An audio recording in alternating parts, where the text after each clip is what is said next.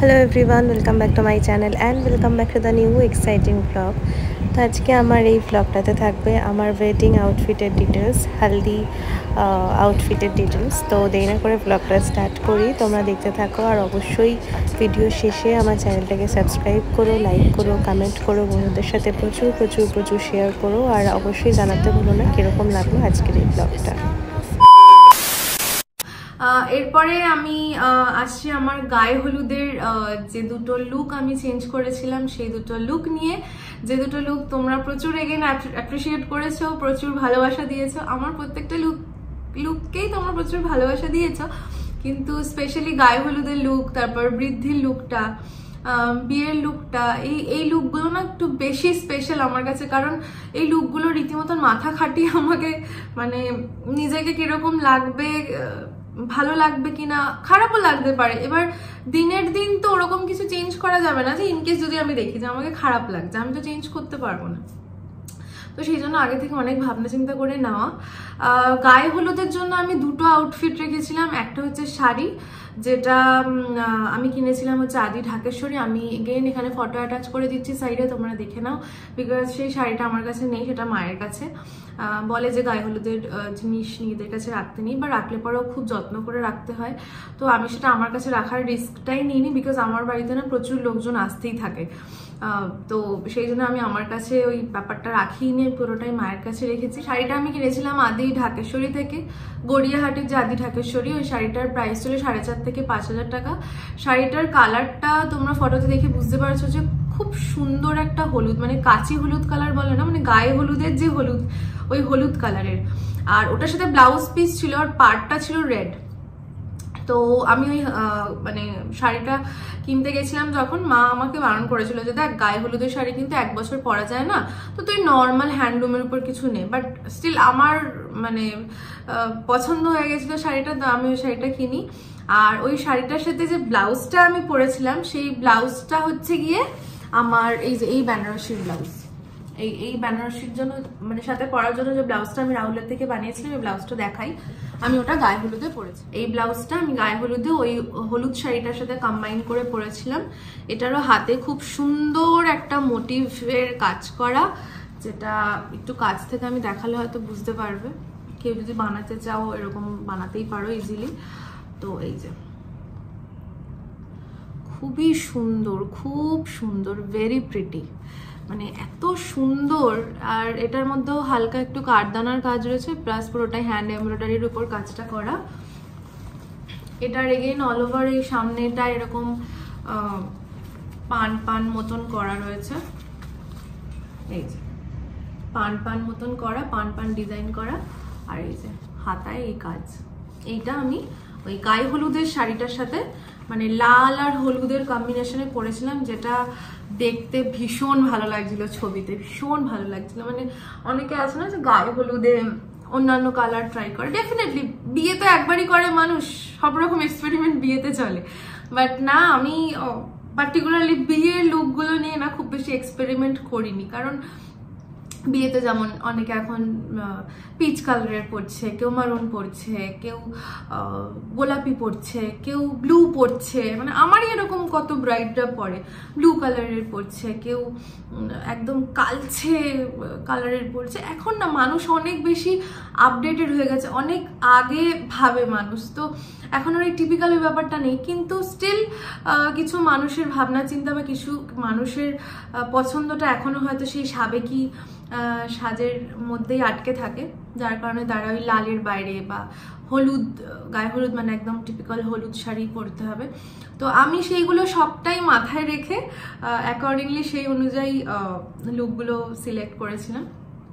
তো গায়ে হলুদ ওই হলুদ শাড়ির সাথে এই ব্লাউজটা দিয়ে, আর সাথে যে গামছাটা কিনেছিলাম সেই গামছাটাও আমি প্রচুর দোকান ঘুরে, এগেইন ওই নর্মাল গামছা নয়, একদম ওই গামছাটাকে কি গামছা একটা যেন বলে, ওটার দামও নর্মাল গামছার থেকে অনেকটা বেশি নিয়েছিল। আর গামছাটা এত সুন্দর না, কালারফুল, ধোয়ার পরে একটুকু রং ওঠেনি, কিছু না। আমি বড়বাজার থেকেই কিনেছিলাম। বড়বাজারের ওই একটা পাঞ্জাবি লাইক শেরওয়ানি वगैरह পাওয়া যায়, ওই লেনটা ধরে ওই দোকানটা। তো এত তো দোকানের নাম মনে রাখা সম্ভব না, ওই লেনটা ধরে ওখান থেকে আমি কিনেছিলাম। একদম সুন্দর ভাইব্রেন্ট, বেশ লাল, আরও অনেক রকমের কাজ করা গামছাটা ছিল, যেটা ছবিতে খুব ভালো লাগছিল। তো বিয়ে তো ইটস অল অ্যাবাউট ছবি অ্যান্ড মেমোরিজ অ্যান্ড অল। তো সেই জন্য ছবিতে যেটা ভালো লাগবে, ক্যামেরাতে যেটা ভালো লাগবে, সেই জিনিসগুলোই আমার মনে হয় চুজ করা উচিত। কারণ তারপরে এমন একটা কালার আমি চুজ করলাম যেটা আমার ছবিতে ভালো লাগছে না, বা আমার সাথে ঠিক যাচ্ছে না, বা আমার লুকটাকে আরো বেশি ফ্যাকাশে করে দিচ্ছে। তো আমার মনে হয় তার থেকে বেশি যেটা ভালো লাগছে সেটাই পরা উচিত। তো এটা গেল আমার গায়ে হলুদের ফার্স্ট লুক। আর সেকেন্ড লুকটা হচ্ছে আমি লেহেঙ্গা পরেছিলাম একটা। লেহেঙ্গাটা আমি কিনেছিলাম এগেইন বড়বাজার থেকেই, খুব রিনাউন্ড একটা শপ, ওদের অনেকগুলো ব্রাঞ্চ রয়েছে, আমি শপটার নাম এগেইন ভুলে গেছি। তবে ওই সত্যনারায়ণ পার্কের ভেতরেই, একদম সত্যনারায়ণ পার্কে ঢুকেই ওই দোকানটা। আমি যদি নামটা আমার মনে পড়ে তো আমি ডেফিনেটলি ডেসক্রিপশন বক্সে দিয়ে দেবো। আদারওয়াইজ ওরকম ধরনের লেহেঙ্গা তোমরা সত্যনারায়ণ পার্কে দেখালে বা বললে বা অমিওরেও তোমরা পেয়ে যাবে। তো আমি ওই লেহেঙ্গাটা কিনি, যেটা কিনা যে আমি দেখে ভেবেছি, কারণ ওরা যখন আমাকে দেখাচ্ছিল আমি দেখে ভেবেছি ওটা তো স্টিচ করা। বাট আমি যখন গায়ে হলুদের দিনকে এমনিতেই এত রিচুয়ালস থাকে না বিয়েতে, মনে হয় যে একটা দিন যেন কম পড়ে যাচ্ছে বিয়ের রিচুয়ালস করার জন্য। তো আমি যখন ওই শাড়িটা চেঞ্জ করে সেকেন্ড লুকে, মানে গায়ে হলুদের লুকটা যখন করতে যাব, দেখছি যে লেহেঙ্গাটা স্টিচ করা নেই। তো তখন আমার মনে আছে স্বর্ণাঙ্গিনী ছিল আর সঞ্চিতা ছিল, এরা দুজনে মিলে কোনো রকমে জাস্ট ওই সেফটি পিন অ্যাটাচ করে করে করে করে কোনো রকমে আমার লেহেঙ্গাটাকে যেন ছবিতে দেখে যাতে বোঝা না যায় যে ওটা আনস্টিচ রয়েছে বা পা বেরিয়ে যাচ্ছে, এরকম মানে জুগাড় করে আর কি কোনো রকমে ম্যানেজ করে হয়েছে ব্যবস্থা করা। আর ব্লাউজটা আমি রাহুলের থেকেই বানিয়েছিলাম। ব্লাউজের হাতাটার কাছে, লেহেঙ্গার যে হাতাটা আমি ছবি সাইডে এখানে অ্যাটাচ করে দিচ্ছি, এখানে হাতার কাছে আমি ওই এরকম লম্বা লম্বা কাঠদানার মতন একটা লেস পাওয়া যায়, ওই লেসটা আমি কিনেছিলাম, যে আলাদা করে কিনতে পাওয়া যায়। তো ওটা আমি কিনেছিলাম, কিনে ওটা আমি আলাদা করে রাহুলকে বলেছিলাম যে প্লিজ ওটা লাগিয়ে দিস কাস্টমাইজ করে। ওটা আমি মানে আলাদা করে আমি লাগিয়ে নিয়েছিলাম। তো এই গেল আমার বিয়ের দিনের আমি যা যা আউটফিট পরেছি সব কিছুর ডিটেলস। আর বিয়ের দিনকে আমি একটা ব্যাগ নিয়েছিলাম, যেটা সম্বন্ধে তোমরা জিজ্ঞেস করেছো অনেকেই। এই যে এই ব্যাগটা, আমি এগেইন বলছি যে আমি পুরো বড়বাজার ঘুরেছি, স্প্ল্যানেড ঘুরেছি, কোথাও আমার না পছন্দ হচ্ছিল না যে এরকম পটলি টাইপের, মানে নর্মাল যেরকম পাওয়া যায় না ওরকমই পাওয়া যাচ্ছিল, কিন্তু এরকম পটলি টাইপের ব্যাগ আমি কোথাও পাচ্ছিলাম না যার মধ্যে এরকম সুন্দর কাজ করা থাকবে, আমি পাচ্ছিলাম না, মানে আমার মন মতন হচ্ছিল না। তো তারপর আমি মেট্রো প্লাজা থেকে এই ব্যাগটা পারচেস করি। মেট্রো প্লাজা থেকে আমার বিয়ের জুতো, রিসেপশনের জুতো, আরও টুকটাক বিয়ের যাবতীয় জিনিসপত্র, টুকটাক জিনিস যেগুলো আগে পরে কাউকে দেওয়ার আছে বা ই করা আছে, সেগুলো আমি ওখান থেকে পারচেস করেছিলাম। বাট স্পেশালি আমার বিয়ের এই পটলি যেটা, সেটা আমি মেট্রো প্লাজাতে, ওটা ময়দান মেট্রো থেকে বেরিয়ে কাউকে একটা জিজ্ঞেস করলেই বলে দেবে যে মেট্রো প্লাজা কোথায়, ঠিক আছে। তো এই ব্যাগটার প্রাইস পড়েছিল 1200 থেকে 1500-এর মধ্যে। এই ব্যাগটা খুবই সুন্দর, এরকম ধরনের আরও ছিল, বাট যেহেতু আমার শাড়ির কালারের সাথে ম্যাচ করার ব্যাপার ছিল, সেই জন্য আমি এই কালারটাই সিলেক্ট করেছি। এবার আসি হচ্ছে গিয়ে আমার বিয়ের ব্লাউজটাতে, যেটা মানে আমি দেখার পর তো আমার রিয়াকশনটা তো জানি না রাহুল ক্যাপচার করেছিল হয়তো, মানে আমি নিজেও মানে অবাক হয়ে গেছিলাম যে এত সুন্দর। আমি কাছ থেকে দেখাবো কাজটা আমার ব্লাউজের। আমার শাড়িতেও এই ডিজাইনটাই আছে, এই এই এই ফুলের ডিজাইনটাই আছে, তো আমার শাড়ি অনুযায়ী এই ফুলের ডিজাইনটা হয়েছে, ঠিক আছে। এই যে পুরো হ্যান্ডের কাজ করা, কাঠদানার কাজ করা, আমার স্পেশালি ডিমান্ড ছিল যে কাঠদানার কাজ। তো পুরো ব্লাউজটাতে এরকম কাঠদানার কাজ করা, আর তার মাঝখানে এরকম সুতো দিয়ে না খুব সুন্দর একটা ওই নাইটিং টাইপের করেছে, খুব খুব ভালো লাগছে দেখতে, সুতোর কাজ করা। এই যে, আর এই যে সামনের ফ্রন্ট পুরো ব্লাউজটাতেই কাজ করা, অল ওভার ব্লাউজটাতেই কাজ করা, এই যে, যার জন্য লুকটা আরো বেশি খুলেছে। কারণ ব্লাউজটা যদি হালকা হতো আমার উপর তো একদমই ভালো লাগতো না। আর এই যে ব্যাকে এটাই দড়িটা বাঁধা বলে এরকম হয়ে রয়েছে, বাট শেপটা এই শেপেরই, ব্যাকেও পুরো কাজ করা। এই যে এই ব্লাউজগুলো অ্যাপ্রক্স 7,500 থেকে 8,000 টাকার মধ্যে পেয়ে যাবে। এখন দাম কম বেশি হতে পারে, কাজের উপরে অনেক সময় দাম নির্ভর করে। তো আমার যেরকম প্রেফারেন্স ছিল যে আমার একটু জমকালো কাজ দরকার ছিল, কারণ আমার শাড়িটাও ভীষণ মানে ভরা কাজ, হালকা কাজের নয়। তো যার কারণে আমার ডিমান্ডই ছিল যে খুব ভরা কাজ থাকবে, খুব ভরাট কাজ থাকবে। তো তোমরা অবশ্যই আমাকে কমেন্ট করে জানিও যে কাজ থেকে দেখালাম ব্লাউজটা কিরকম লাগছে। এবার আসে আমার বিয়ের শাড়ি।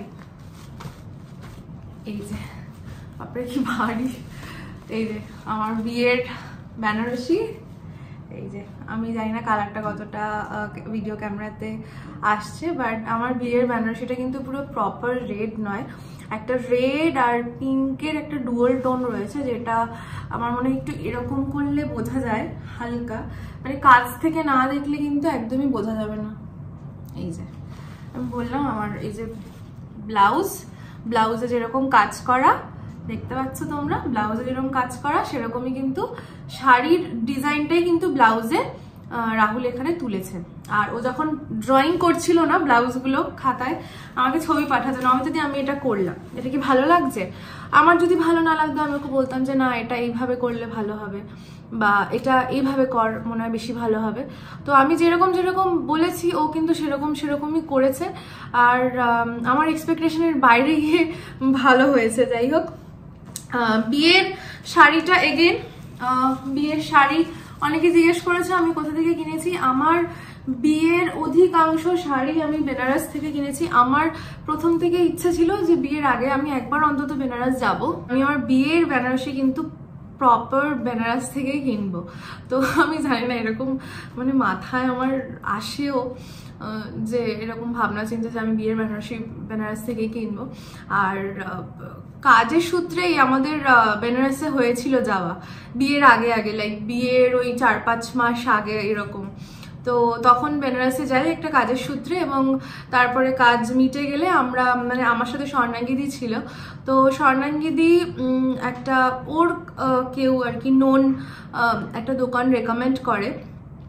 আমার এখনো মনে আছে সেই দোকানে আমরা সেই একা চলে গেছি বেনারসের মতন একটা জায়গায়, ওরকম সরু গলি, অন্ধকার ঘুটঘুট করছে একটা রাস্তা, মানে ওখানে তো মানে সবই ওই অলিগলির মধ্যে দিয়েই যেতে হয়।